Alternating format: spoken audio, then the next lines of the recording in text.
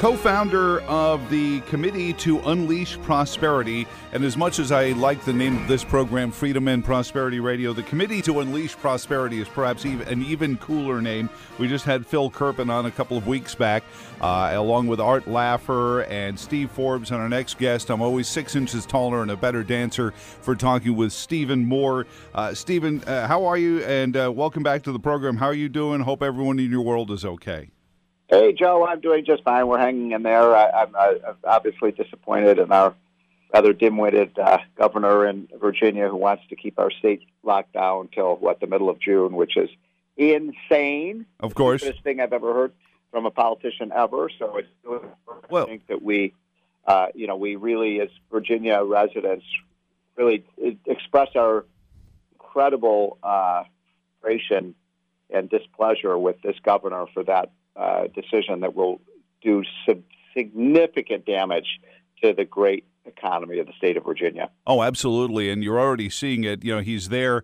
I still want to meet the staffer that handed him a blackface mask to use because somebody didn't put a comma somewhere. I think it was in NBC4 in DC's tweet in which they were sharing the story in which the governor was testing out and showing how to use the blackface mask. And that got immediately taken down. Several people are finding themselves unemployed for no reason of the coronavirus right now, Stephen. But you got to love moments like that. So the CARES Act, and specifically you have a column, and it's very clear, unemployment shouldn't pay more than work. I think it was Prime Minister Majors who took over in England decades ago and tried to reform their welfare system and found that there were over 1 million Britons who had been on welfare for more than 10 years. I mean, how do you fix that? I mean, and we're trundling towards that if we reward unemployment more than we reward employment, Stephen. Well, Americans want to get back on the job. The vast majority of Americans do. I think we're all going stir crazy in our homes and locked down. And so the vast majority of Americans are hardworking. They want to work. They want to be productive. They want to contribute to this great economic engine that we have, which is one of the reasons I'm so frustrated by this lockdown, because many Americans are prohibited by the government from working. Yep. But the issue here is once we get the economy up and which hopefully will be starting on May 1st, we need to make sure that people actually go back to the job when it's safe to do so, and when we have the degree of testing and other kind of health measures to make sure people can do so. But if you're paying people, by the way, Joe, it's a little bit worse than you even said. In some states, I don't think this is true in Virginia, but some southern states, you actually, because of all the benefits we're doling out to people, some workers would actually be worse off financially. You won't believe this, Joe. Some workers would be worse off financially to go back to work rather than to stay on unemployment. Unbelievable. It's it sounds like European-style socialism in this effect. Is there a reading between the tea leaves, Stephen, where perhaps Secretary Mnuchin and the president, or the advisors who are writing this, or the politicians who are creating this platypus bill, cobbling it together, don't think all these jobs are coming back, and that when we're free of this virus, we're just all going to go back to the low unemployment we had before? Is that the subtext to this? It's a good question. I'm an economist. I work with the president putting this amazing economic plan together 3 years ago that created the best economy. And it seems like, 2 years ago, but it was only 5 weeks ago we had this incredible economy. And so we don't know. We've never lived through this, Joe. This here in terms of how fast we can economy reopen and back to normal, because the economy's taken a huge hit here. I can't tell you how many businessmen and women who say, if we go much past May 1st, if we do something like what this idiot Governor Northam is talking about, these businesses will fail. They'll go sell their assets at pennies on the dollar. And so how fast we can get the economy up and running, that is the critical question. But it's not going to be I can tell you this, it's going to inhibit the recovery if you've got millions of workers saying, I don't think I'll go back to that construction project. I think I'll take the free money from Washington. So we're making the situation worse.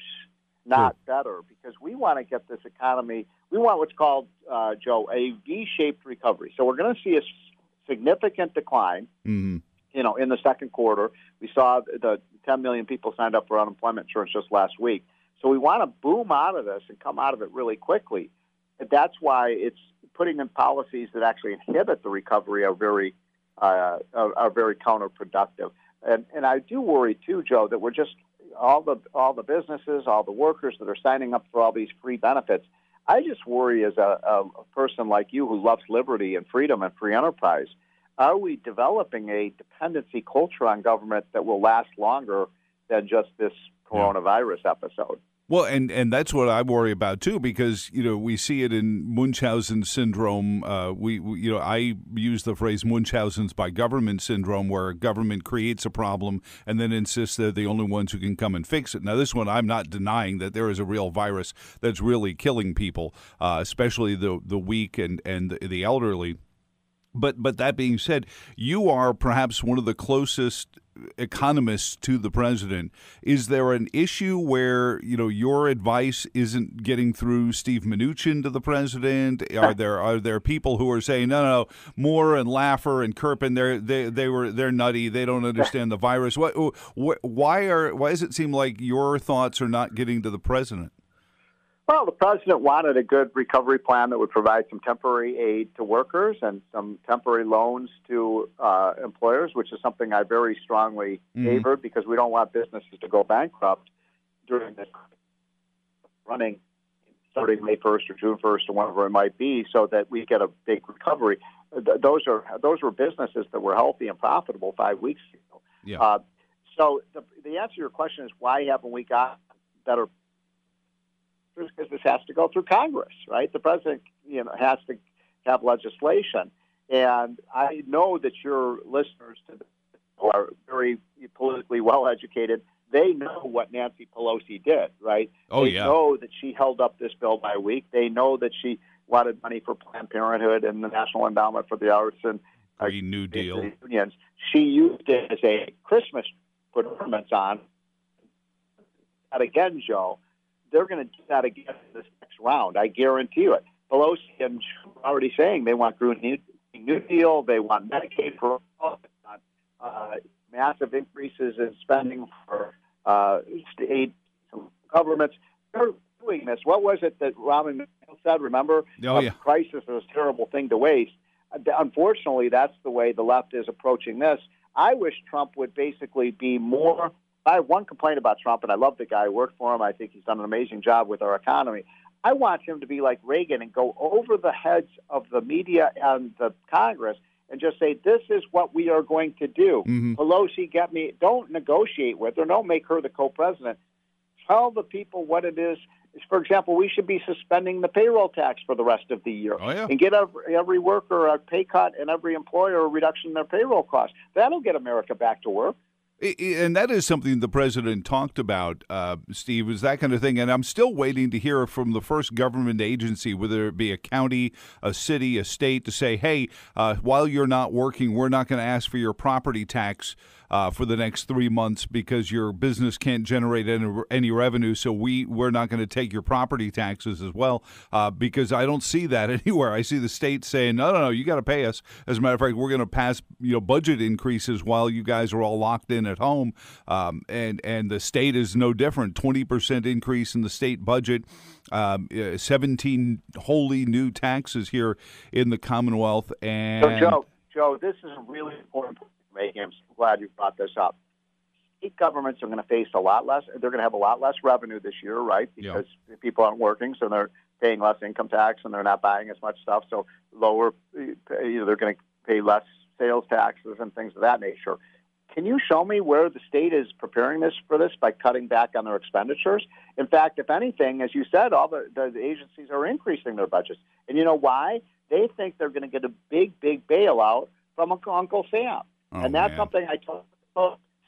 The state government in Richmond should be aggressively cutting back on wasteful and unnecessary programs so that we want police and fire. EMS, hospitals, but not all the things that are of secondary very important. Those should be cut back sharply so that the state of Virginia can be able to balance. Guarantee you, Joe, or at least as I fight it, no big checks from Washington are coming to bail out Virginia. Well, and that's the thing. In time and time again, Stephen, you and I have been doing this for 12 years, and it's such an honor to know you. But every time a state or a federal government agency cuts taxes, their income goes up. And Virginia's no different. They cut taxes, their income went up, and yet I still listen to people saying, how are you going to pay for that tax cut? Well, with the generated activity that the economy will get into if you allow it to. Let me ask you this, because I heard Art on the radio the other day, and he was adamantly against the CARES Act. And I was curious to see where you stood on it, because I had heard an interesting premise, especially in terms of the support for the businesses that are continuing to employ their employees, even though they don't necessarily have anything for them to do, keeping them on the payroll, keeping them off of unemployment. It was Morgan Griffith from Virginia's 9th District pointed out. He said this is really sort of like the Fifth Amendment and the takings clause. We have taken these businesses from them for the next 2-3 foreseeable months for no fault of their own. We've taken their business, and this is what the Fifth Amendment demands is just compensation. Now you see Mark Warner wants more direct payments to citizens, and the pandering populism of the Democratic Party is out of control. But I thought it was a compelling argument to say that at least from the businesses that we've forced to shut down, this is almost like a temporary takings. Yeah, I'm uncomfortable. I have nothing but respect for, and I understand the takings provision of the Constitution, and there's no one, maybe other than you, Joe, who appreciates the importance of abiding by the Constitution. But the problem with that argument, which is made by a lot of my conservative friends, is it's become a justification for bailout. Everybody. I see. Now, it is true that the government has mandated shutdowns, but it's also true that even if the government hadn't mandated a lot of these shutdowns, we would still be, I don't think having millions of people go to work, right, because people are afraid because they're worried about the virus. So it's something that affects everyone because everyone is negatively affected. And the problem I have, and every business is negatively affected with few exceptions, is then it just becomes an argument for bailing out everyone. Yeah. Well, I don't like that. I don't want to go down that path. I want everybody to dig in and to the fullest possible, take care of themselves, not have taxpayers and the government take care of them. So, the airline industry is saying that. The oil and gas industry is saying it. The cruise ship industry is saying it. I mean, where do you stop with that argument? Well, and that's the kind of thing that, it's interesting because there are some businesses around here that are making more money than they have in years. I know a garden center that's busier than they've been in years, some home improvement centers. So not every business is suffering under this economically anyway. I think they're all concerned and they're all, struggling to, make sure their employees are okay. Does this CARES Act and Son of CARES that may be being negotiated make sure that if a business didn't shut down, that they're not going to get a bailout too?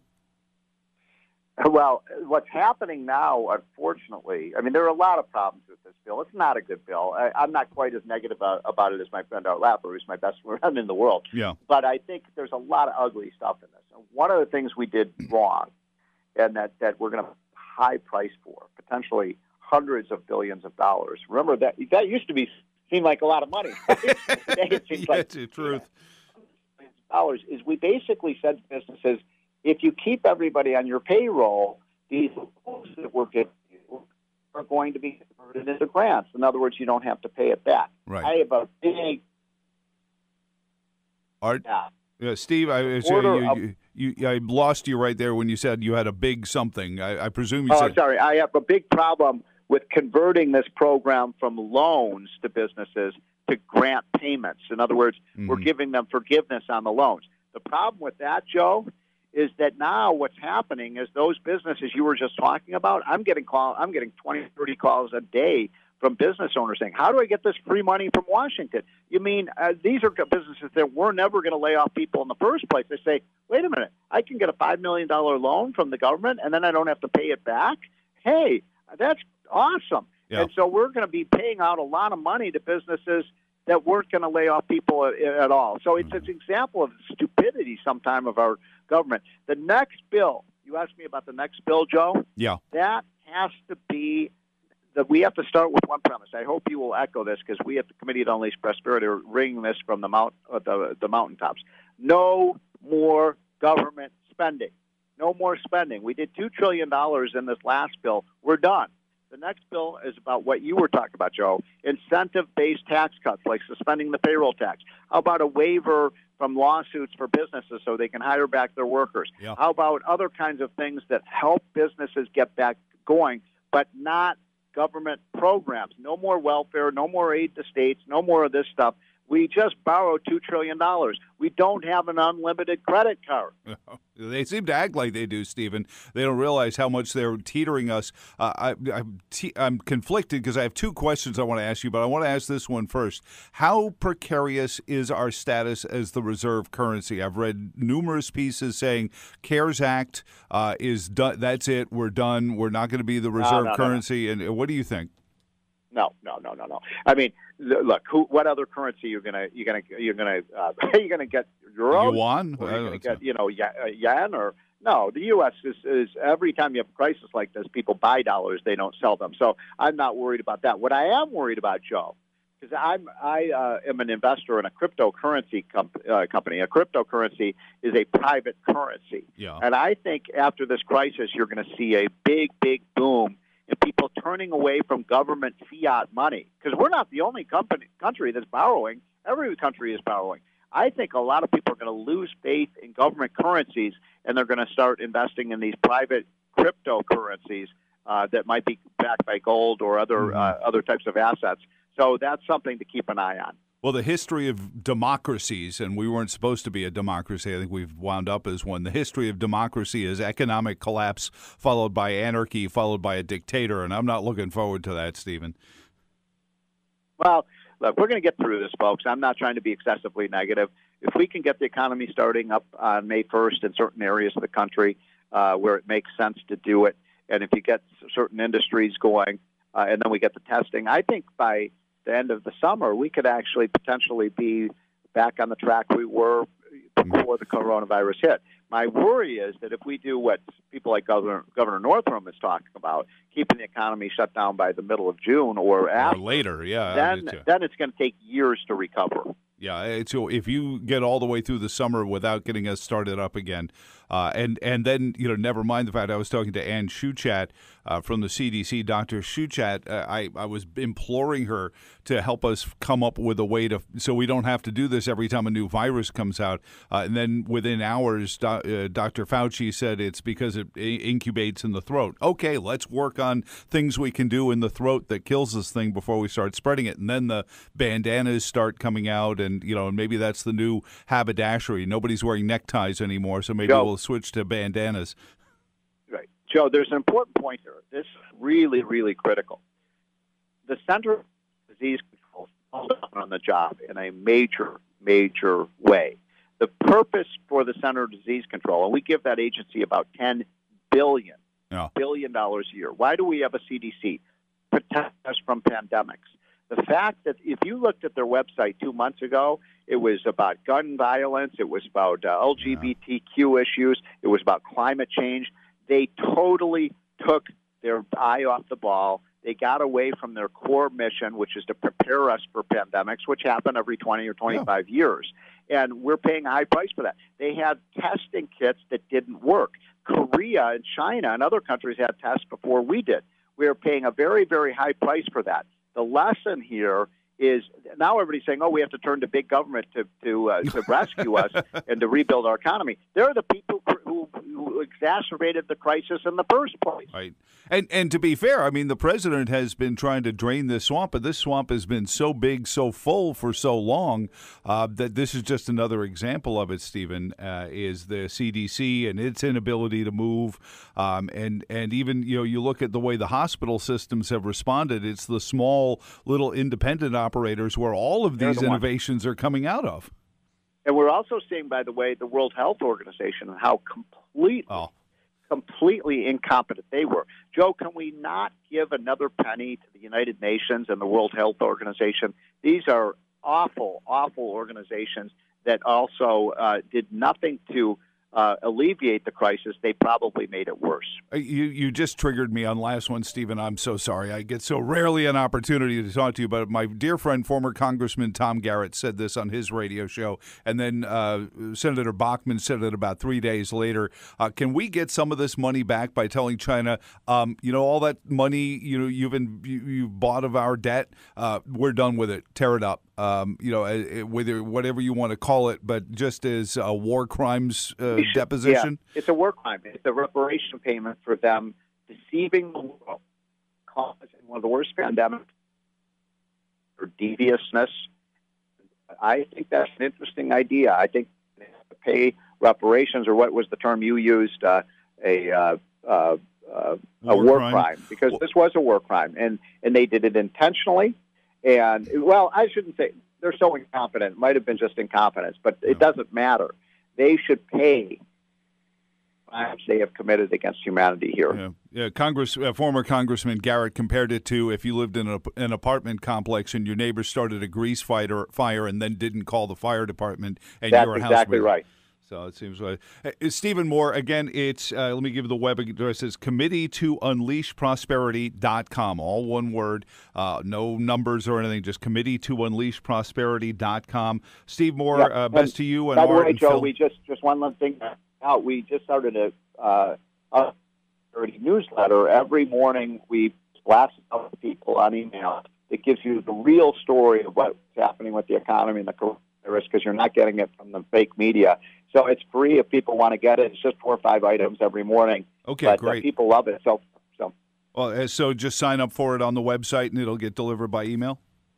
You got it every morning. Are you getting it, Joe? No, I'm working on it right now. That's why I sound distracted. I'm right. Like you. Thank you. God bless. I'll make sure you get it. God bless you, Stephen. Thank you for joining us this week on Freedom and Prosperity Radio.